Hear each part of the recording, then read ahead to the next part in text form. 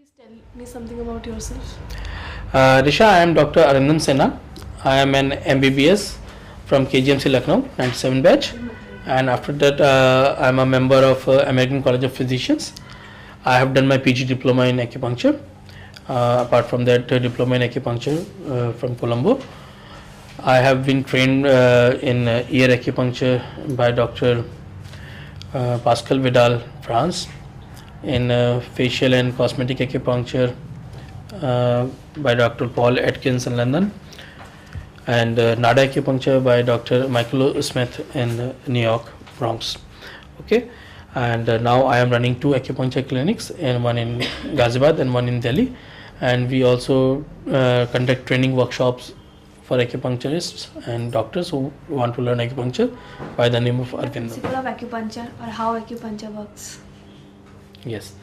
Acupuncture is now having two distinct different approaches. One is TCM acupuncture or classical acupuncture, what we call traditional Chinese medicine acupuncture.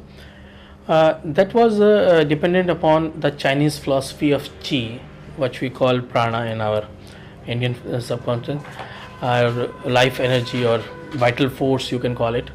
Now this Qi was having two parts, yin and yang, that is a male or female or dark or bright, whatever their philosophy is.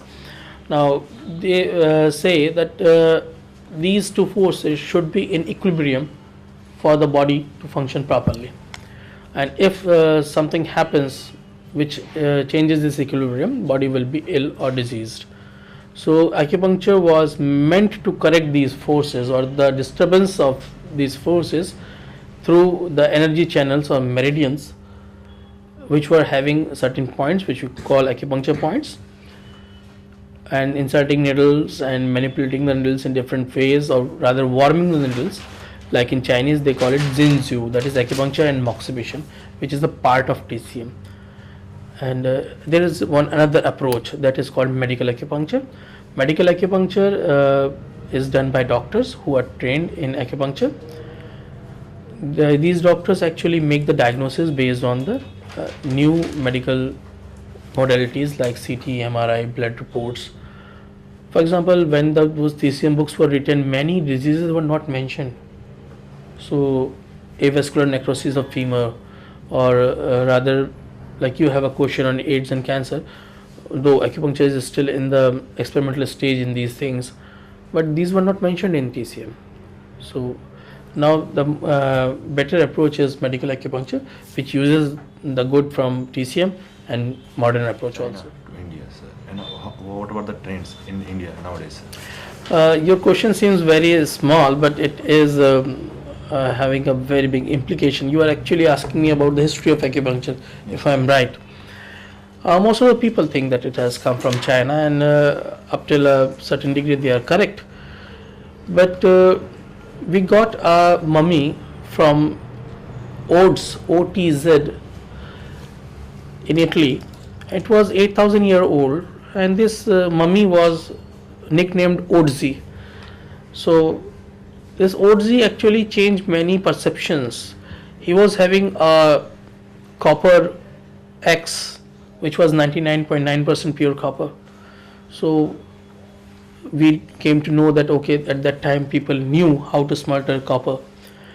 This Odzi was having certain points tattooed on his body, which were later found out to be acupuncture points. So because this mummy was found in Europe, so the thinking changed that it has a better footprint all over the world as a mode of therapy way back. In our India also, in Ayurveda there is Shuchi Vidya, or even in Kerala nowadays from time immemorial they are using this Marma Vidya, where marm point or acupuncture points are quite close for that matter. In China they are calling it meridian, we are calling it nadi. So there is not a big difference. So calling it just a Chinese thing is not correct. But yes, China has its own what you can say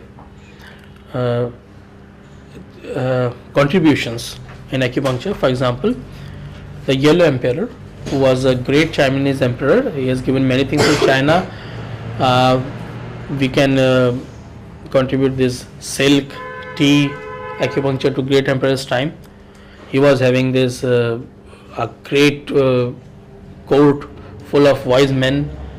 So there was a record of his talks with his chief physician, the Vaidya, Raj Vaidya. Now this talk was written because it was recorded. It was recorded about 2500 years ago, and this talk is now called Hua Dining, that is China's Yellow Emperor's talk of acupuncture. So this is the oldest written proof of acupuncture, points, meridian, and all those things. From there, it's acupuncture was sometime very popular, sometime not so popular. In 12th, 13th century, there were changes in acupuncture. Some very wise physicians made the renamed the points or some meridians. Then came this 18th, 19th century, and British started entering this Chinese mainland. You have, I think, heard about the Opium War, the Boxer War. British had an influence over the Chinese medical system also, and slowly and gradually there came a time, and you will be astonished to know that in 1920 acupuncture was banned in China. 1928. Okay, so then came this long march of Mao Zedong, and China was fighting with Japan. Around that time, 5 doctors from India were sent by then President of Congress Netaji Subhash Chandra Bose with a medical team. Actually, this was a medical team, X-ray machine and all those things for those Chinese people. And these 5 doctors, and one became very famous because he died very early and he was so hardworking, Dr. Kotnis. I think you have heard about Dr. Kotnis. Dr. Kotnis ki Amar Kahani made into a movie also. Every Chinese premier who comes to India makes it a point to meet Dr. Kotnis' family even today. In that group, the youngest member was Dr. Vijay Kumar Basu. Dr. Vijay Kumar Basu learnt acupuncture there. He was the longest serving member in that medical group. Dr. Kotnis died early. His mausoleum is in this China only. Dr. Basu came back to India. He settled in Kolkata. He started giving acupuncture there. So I can safely say that he may be considered as father of Indian acupuncture. As far as acupuncture in this form which we are practicing is concerned, Dr. Vijay Kumar Basu should get the credit. We lost him around mid-80s. But he had done a great job. He has trained many acupuncturists, and they have actually this. Even today, they have got an acupuncture council in West Bengal. Tamil Nadu has got one, but in central level, we don't have an acupuncture council right now. Only in Kolkata. Yeah, West Bengal has an acupuncture council. Tamil Nadu has got an acupuncture council. बाकी जगह बातें चल रही हैं, but those are just talks right now, so we don't have anything concrete. Apart from that, there were sporadic acupuncturists all over India. For example, in Delhi there was Dr. Raman Kapoor, Dr. A.K. Sinha, who is my father. In Bombay there was Dr. T.C. Tolia, Dr. Purushottam Lohia, and there Dr. Bairamji, Hubli, Dr. Vinay Verma. There were people who were working from since late 70s or early 80s in this field, who were doctors and who were doing this medical acupuncture in India. But it was very, what you can say, unorganized sector. So now the things are in different perspectives because of the Western approach. Now most of the universities in the world have an acupuncture course. Canada's McMaster University's course is one of the best course right now. Harvard is providing this courses. Cambridge, I think Cambridge I haven't heard, but yes, Harvard I know, and that's how actually acupuncture came to India. Then came this internet revolution. People were more aware of acupuncture now. Yes, sir. So they were talking about it. Like today, you get a knowledge that okay, it is not painful. So it gave you a better thing that you can now come to an acupuncturist for your problem. Up till now, even if you have a problem, you were having a fright of needles. By acupuncture. Yeah. As a complete medical pathy, as TCM we call it in China, claims are there to that most of the diseases can be treated.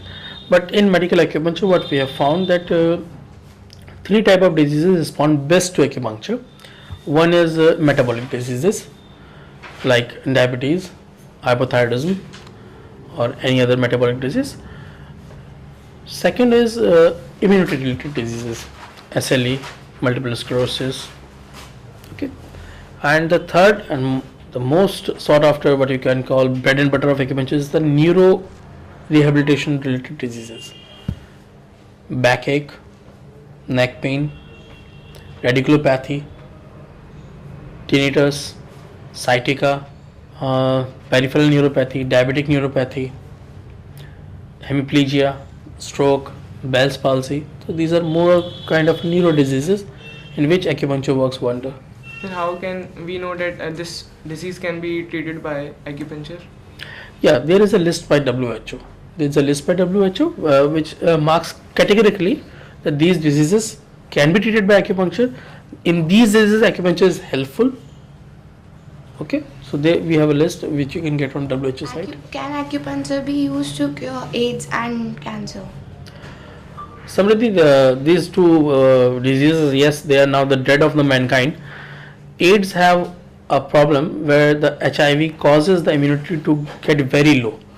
So there are few centers in the world where acupuncture has been tried to some success, where the immunity could have been raised up. So these people have a better life than other AIDS patient.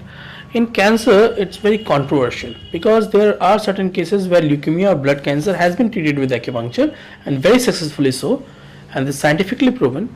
But in tumor related cancers, some acupuncturists have a notion that acupuncture actually can increase that cancer proliferation, because acupuncture has an effect of increasing the blood supply, and the cancer cell have this habit of having those blood supply to gain their momentum. So to be on the safer side, we don't suggest anybody to get acupuncture treatment in a known cancer patient. Leukemia, blood cancer is a different issue. Answer for diabetes? Yes, for diabetes there is a question. Diabetes is basically not a disease, Samriddhi. Diabetes is a gamut of disease. Okay, it is a condition. So there are many things which a diabetic patient feels. For example, diabetic nephropathy, where his kidneys are involved; diabetic neuropathy, where his nerves are unable to sustain their work; and diabetic retinopathy, for example. Acupuncture works wonder in these conditions. Okay, it helps to maintain the blood sugar level, because diabetes is having many different things. One of them is that your cells become insensitive to insulin. So the insulin sensitivity is increased in this. So we can say that it helps in diabetes. Curing is not possible. Diabetes will be there very much, but it will help you to live a better life. Acupuncture expert. Good question. You are Arushi. So Arushi, acupuncture expert comes in different shapes and size. In US, they use the degrees of LAC or DOM, that is licensed acupuncturist or doctor of oriental medicine, which you can say. Most common acupuncture degree work world over is DAC, that is diploma in acupuncture. Earlier it was given by this OIUCM, but I think it has been discontinued. We have to check about that. Apart from this, IGNOU have started acupuncture, which is course is discontinued now. That was PGDACP. PGDACP, that is PG Diploma in Acupuncture. Annamalai University gives PG Diploma in Health Sciences, bracketed acupuncture. Apart from these degrees, few things you have to be careful about. Look where your doctor is registered. Every doctor should have a registration number. He should be registered to his professional body. Okay. Second, checking the authenticity of acupuncturist is very easy. If you have, you can just ask him how he or she disposes her needle. Because a good acupuncturist will be using many needles. Needles are now single-use disposable. So disposing the needle is a big question because it is a biomedical waste. Okay, you just can't throw it in your dustbin. So how the biomedical waste has to be disposed? You have to be in tandem with some company which disposes biomedical waste. Okay, like Sam Bremsky, or there are few other companies. Their van will come. They will take your needles from you, give you new bags or cases, to put needles, sharps अलग रखे जाते हैं, plastic अलग dispose होता है, and papers are dispose और cottons are dispose in some other manner. So please take care if your acupuncturist is disposing his needles, cotton balls in a proper manner or not. So you will be helping yourself also and environment also.